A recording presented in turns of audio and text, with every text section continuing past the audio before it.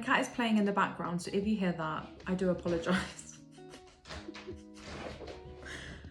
So, welcome to my 2024 reading wrap up. This will be my first book related video of the year. I'm gonna try and do one every Thursday, but yeah, I haven't been as consistent with my bookish content. So at least every other Thursday, there will be a book related one. My cat has decided to be very active right when I've just started to film. Hello. Yes, you're in a playful mood. I'll give you treats after the video. Okay.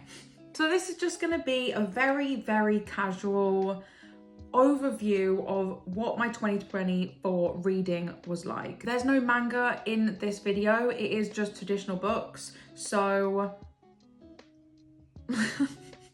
as I don't really track like on an app my manga reading, which I might change this year, but anyway. I'm just gonna go through it very casually, see what I've been reading, see what I've been up to, what type of books, what's my mood been, and then I'm gonna end with my top 5 reads of 2024. And I really do wanna know what your top 5 reads of last year was. So pop them down below in the comment section, and I am a romantasy girly, so if you have any recommendations, please send them my way. So let's get into this. I did set a 2024 reading goal, and that was to read 48 books. I only read 38. And see, I'm saying only like it's a negative. And when I saw this goal and the fact that I didn't reach it, I did feel negative. I felt like I hadn't had a successful reading year. I like let my reading goal down, etc. So this year I've decided I'm not gonna set a reading goal, because why am I making myself feel bad for not reading that many books when 38 books is a lot? And I hate that I felt a bit down about that. I don't know if anyone else feels the same. Did you not reach your reading goal, and how did it affect you? I'm just gonna enjoy what I'm reading and not feel like I'm, I don't know, lesser, like I don't know the right word, but not achieving as much as I should, because any reading is an achievement. Anywho, let's get to the content. What kind of content was I ingesting? Let's go mood and pace. I absolutely love that. So, as we've said, 38 books altogether, that is 8,071 pages. Average time to finish a book was 18 days. I think it's 18 days because this has been my year for audiobooks. And whoa, my mood was, oh, okay, this was different from last year. I'm adamant in 2023, dark was the top, I think. So that has gone down by 2 spots, which I'm a bit surprised about. My main mood was adventurous. That was 22 books. Then emotional, 21 books. Iroh, please. Then dark, 15 books. I mean, I am a dark lover. And then below that, we have funny, mysterious, tense, light-hearted, reflective. That's a new one. Challenging, sad, relaxing, and hopeful. I mean, what a mix. But I'm not surprised with my top 4, in all honesty. Then the pacing. I don't really understand this metric. Does anyone else? I think it's what other people have marked the book as, whether it was a quick read, a medium read, or a fast read. This is not a reflection on how quick I've read the book. So I don't know how accurate this is, but my main pace is medium, whatever that means. If you know, please do comment below. Then page numbers. Most of them, 71%, has been 300 to 499. And then it was books over 500, which was 18%. How many books is that? So 7 of the books that I read were over 500 pages. And then 4 of the books that I read were under 300 pages. So I think that's quite normal for me. All of it is fiction. That is not a surprise. And the next thing is literally the most unshocking thing of this whole video. And that is the fact that it's a tie between romance and fantasy. They are the 2 main genres that I read. I absolutely love them. We've got 24 books in each. And then we've got, how many contemporary? We've got 13 contemporary, YA 8. And then we've got a mix of probably 1 to 3 of literary, historical, LGBT plus Q, middle grade, thriller, short stories, and mystery. So I'm not surprised by any of that. I would be more shocked if romance was at like a 5. That would literally send me to the floor.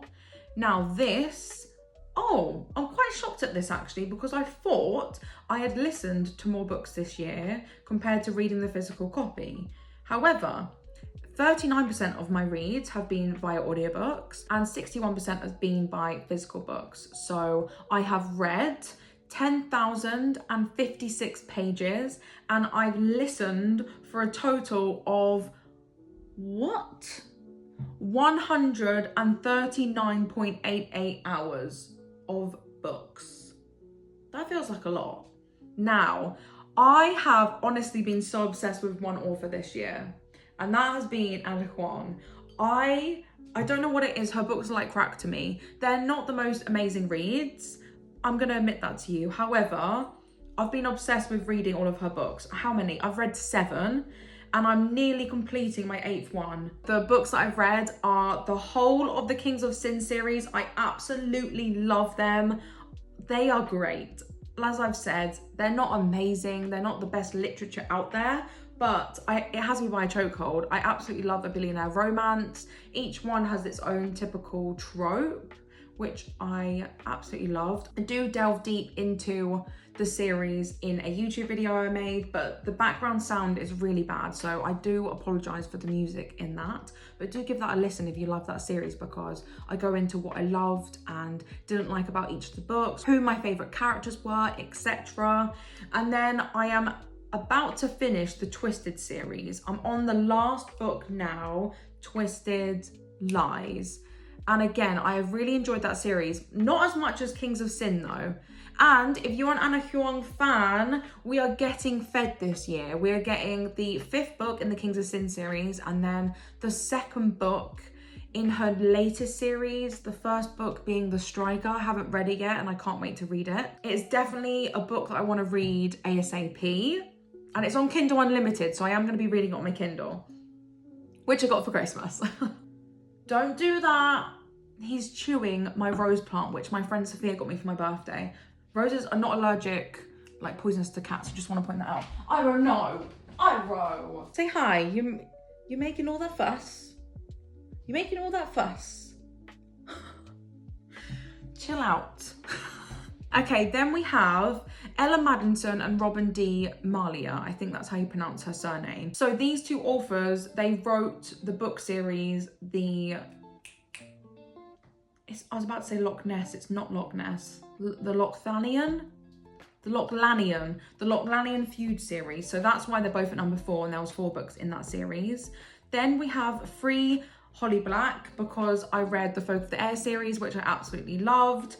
Then we've got 3 R.F. Kuang books. I read the 1st book of the Poppy War series, and I've got the 2nd book for Christmas, so I'm definitely going to be reading the 2nd book of that this year. Then I read Yellowface and then Babel. I've read 2 books of Amber v. Nicole, that is of her Gods and Monsters series, and I'm currently reading the 3rd book in that series. Then we've got 2 by Rachel Gillig, and that was her Shepherd King series. That is a duology, 1 Dark Window and 2 Twisted Crowns. Oh my goodness, these were her debut novels and they are spectacular. I recommend them to anyone. I've slowly started to get into Ali Hazelwood. I've only read 2 of her books though, but I'm planning to read more this year. And that was Bride, her first romantasy novel, and then Two Can Play, which was her 4-hour audiobook short story, which you can't read in physical print. And I didn't mind that, that was quite good, but I am quite invested into reading a few of her other books now. I know she's written The Love Hypothesis and a few others, so I want to dive into her work. Then we've got 2 by Travis Baldry, and that is Legends and Lattes, and then the prequel short story called Pages to Fill. That was literally like 53 pages, an hour long of audiobook, very, very quick to listen to, and it would be very quick to read. I just absolutely loved Legends and Lattes. It was such a good read for me. Looking at my reading throughout the year, I definitely read a lot more in the beginning of the year. And I'm actually quite shocked at that because I got married in May and my life was very busy. So I'm shocked. In August was a mega dip. I feel like I was on a really manga reading high and I read tons of manga.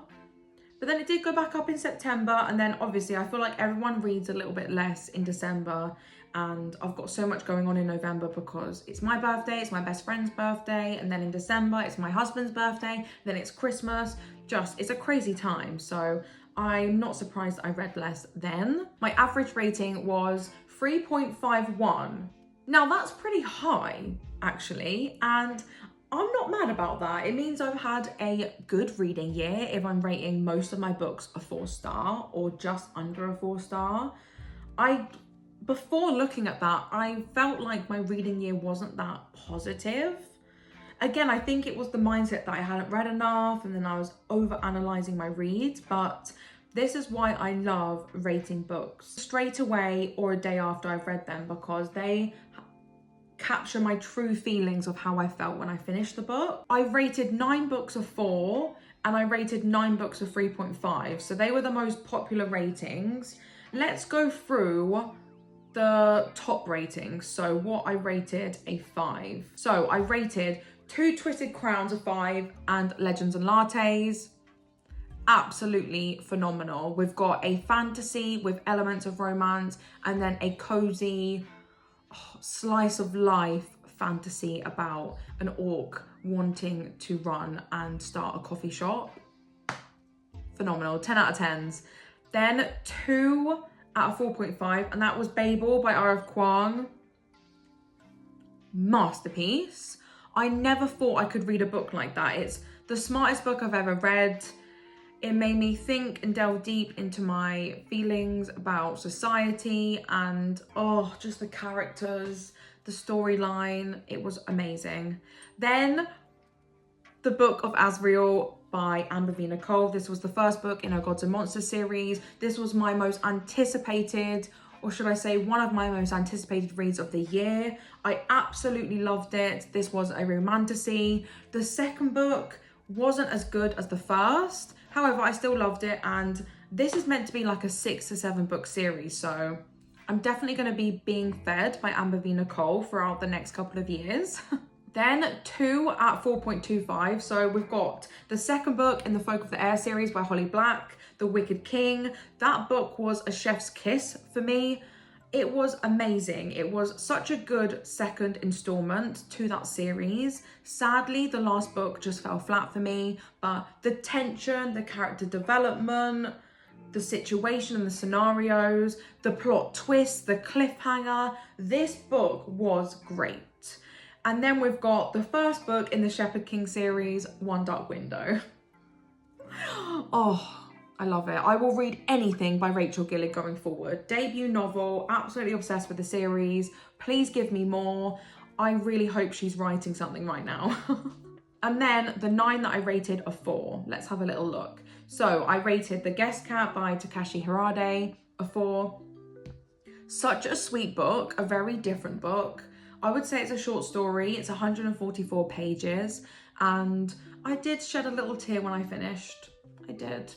Then the second book in the Lochlann Feuds series, Tarnished Crown, and this was by Robin Mahle and Elle Madison. Now this series has some bad books. Like the first book in this series is very trashy. It's not that good. It's a romantasy series. It's historical. It has some fantasy elements of it, but it lacks the fantasy.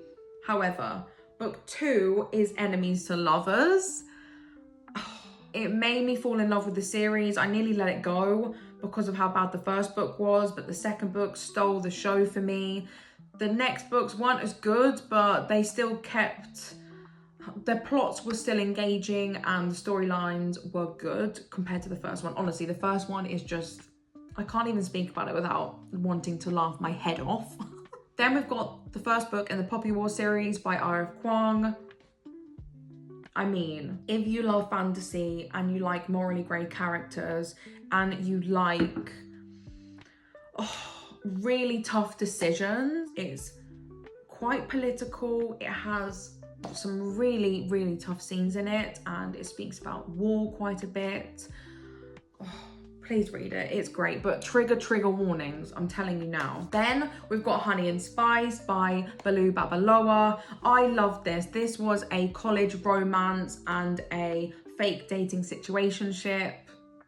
Absolutely great. I'm obsessed with Kiki, and I loved her friendship with her girlfriend. Those two, I was like, I want to be part of their group. Then we've got the first book in the Cruel Prince series. This YA fantasy was really good. I binged the series with my friend Sally in a couple of days, and yeah, I had high expectations for it. It did meet them, but something was a bit lackluster about the ending.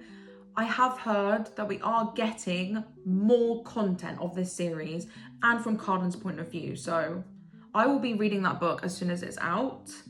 Then we've got Book Lovers by Emily Henry. This was my first book I ever read of her, and I loved it. It did say enemies, nemesis to lovers, but these people were not enemies. They hardly knew each other. So for me, it was more like just a falling in love romance situation, and it happens in a small town. You could deem it a small town romance. It kind of takes the mickey out of small town romances and how cliche they can be, whilst also being one. I can't wait to read more Emily Henry as the year goes on. Then the second book in the Gods and Monsters series. The only thing that was disappointing about this book is the fact it was longer than it needed to be. There was a bit of a slog in the middle, and I wasn't keen on the ending. And that's why I got a 4. Everything else, fabulous. I liked the fact that we got to know a lot more characters. Again, this is a romantasy. So heavy on the badass FMC. She literally tears the world apart. She's so powerful. She's my favorite. Then Once Upon a Broken Heart, the first book in that series by Stephanie Garber. I actually accidentally bought the third book, so I'm still without the second book, but I do plan to finish that series this year. I loved it. This is proper romantasy and really fairy tale settings and very whimsical vibes. And then lastly, the third book in the Twisted series, and that is Twisted Hate. It is actually the highest book I've rated of hers, which I'm shocked actually, but I was obsessed with this book. It was amazing. It was... Josh and Jules have my heart. It was so good. Their whole story from being enemies, they were enemies, like years they hated each other. They always knocked each other down. They didn't really feel sorry for one another. Then we go to somewhat friends, but then they're like, they've both got tension, so let's start something with benefits, because they're like, well, we're not friends, so this is just like a situation to benefit. So then lovers. And there is some twisted stuff that happens in this, like what Josh does and says to Jules in that moment. I won't say to spoil it for anyone, but I was like, you are an a-hole, I hate you. I am a Jules lover, I'm a Jules fan. She is my favorite. She's definitely my favorite girl out of the whole Twisted series so far. I mean, I am reading Twisted Lies right now, so it could change to Stella. So my top 5 are, and this is not even what I rated them, because I can rate a book on the quality of the writing, but I can still love it even more. And these 5 are purely based off how the book gripped me, could I pull it down, the feelings it gave me, and the characters within them, and how attached I am to them. So, unsurprisingly, after how much I just bigged it up, in 5th place, I have put Twisted Hate by Huang. Then number 4 is The Book of Azrael by Nicole. I love a romantasy, I love enemies to lovers, and I like a badass female character who can really look after herself. And Diana was that, my friend, and I just want the world for her. I want her to have happiness. I'm scared for her journey. Who knows what is going to happen, but this was enemies to lovers done right for me, because these two literally wanted to kill each other at the start of the book. They've got a lot of history of their descendants and family hating each other, and they literally have been brought up to kill each other. Then at number 3, we've got Legends and Lattes by Travis Baldry. This was my first ever cozy slice of life fantasy I've ever read, and I want to read more. So if you have any recommendations, please pop them down below. It didn't give me any anxiety or make my heart go crazy like some books, honestly, because I react very physically to books. If there's a really intense moment, I will have anxiety and my heart will be pumping so much that I will be rereading the same page again and again and again and again because I'm not taking in any new information. So sometimes my anxiety could deal with a slow-paced slice of lifey book. I love coffee and I love cinnamon rolls, so I was never not going to love this book. Then in second place, we've got Babel by Kuang. This was a journey. There was so much in, like, I am not someone that can pronounce words very well, can speak very well. Like in my videos, I do reviews very face value. I don't dive deep and I don't have the vocabulary for it. And that is the honest truth. So when I approached this book, I was scared because there's big words, it's very intelligent, a lot about linguistics and language, but I did it. And the self-accomplishment I felt whilst finishing it added to the love for the book, but also the characters, the deep meaning. I would read more. I know there's not going to be a second book, but I wish there was. I wish this wasn't a standalone because my heart needed more. Then number 1, what came in top, which absolutely blew me away, was Two Twisted Crowns by Rachel Gillig. And this was the second book in the Shepherd King duology.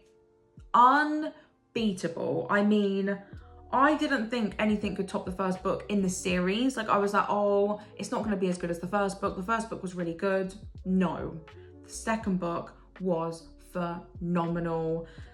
You get to know more characters. The world building was so much better. Like we explored so much more of Blunder. We learned more about the magic, even just more insight into Elle and Ione. And then we also learned so much more about the Nightmare and about how he became the Nightmare character. Raven going through everything he's going through, the revelation and reveals about his history. And then also Elspeth coming back from what she's went through in the first book. I mean, it had so much to deliver on, and it delivered and executed it to perfection. I mean, I will be rereading this series. Rachel Gillig, I love you. You're my new favorite author, and I cannot wait for the future work you bring out to us. So that is my 2024 reading wrap up. I'm so excited for 2025 reads. I've got so many good books already bought. I have such a high physical TBR. I'm really going to focus on reading those and completing the unfinished series I have. I went through all my unfinished series and I did a video on it, which I will link in the description box below. And I've only completed a couple of those. I have DNF'd some of those series though.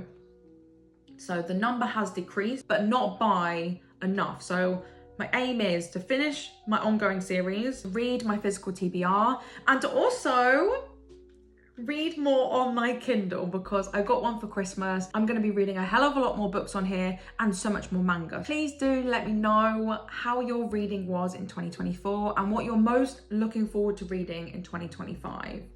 I cannot even pinpoint. I can't wait to finish the Scholormancer series, which is by Naomi Novik, and I got the 3rd book for Christmas, so I am going to be reading that ASAP, and that's probably my most anticipated read of the year because I absolutely love book 1 and 2.